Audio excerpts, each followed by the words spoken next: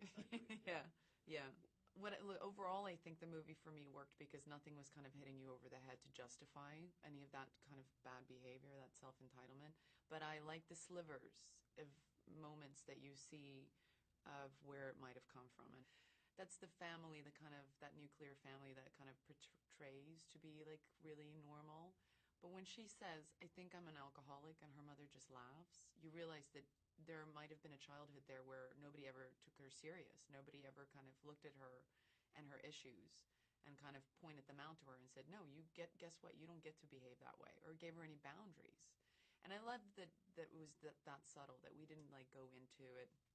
She says like the photo, and her mom's like, well, the wedding wasn't a failure. You know, it's like there's a lot of little clues that she might have grown up in a household where things kind of slipped through the cracks a little bit, and she got away with a lot of bad stuff that she just never learned how to not have in her life. So she doesn't really have the tool set of a 37-year-old. Reading about you and interviewing you before, you seem to have quite a strong set of values. Yes, I had a mother that definitely did not let anything fall through the cracks. And sometimes the crack hit me in the face. Yeah. How do you mean? No, I had an amazing mother who was very, very aware of what was happening with me, and kind of emotionally kind of checked in with me on a regular basis. And when it came to boundaries and rules and manners and stuff like that, was just, you know, there was no getting anything past her. She was very, and I'm really grateful for that, because, you know, I definitely did not go through life with, and still have, there's no room for anything to be entitled about, because she's always hiding behind a corner, ready to let me know that that's not going to be the case. You know, Mom, can you please take down that photo of me and Alan? Which picture, sweetie? The wedding photo? We are divorced. We just thought it was a nice memory. Of my failed marriage?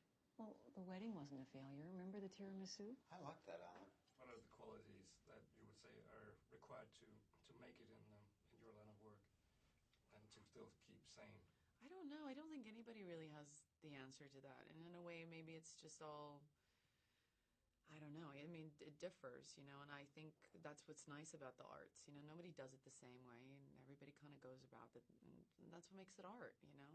I don't know. I think what works for one person doesn't work for another. And I think the most important thing is to realize that, in a way, you have to do it your way. Sorry to quote Frank Sinatra so early in the morning on you, but, you know, you have to kind of make decisions that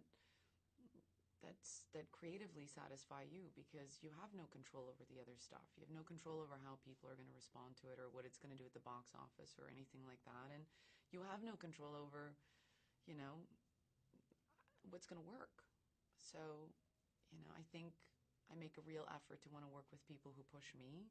And if I can push myself and kind of not just recycle the work and kind of be bored about it. I mean, I want to be excited about it. I'm excited about this. And if I'm excited about it, then I'm hoping other people will be too.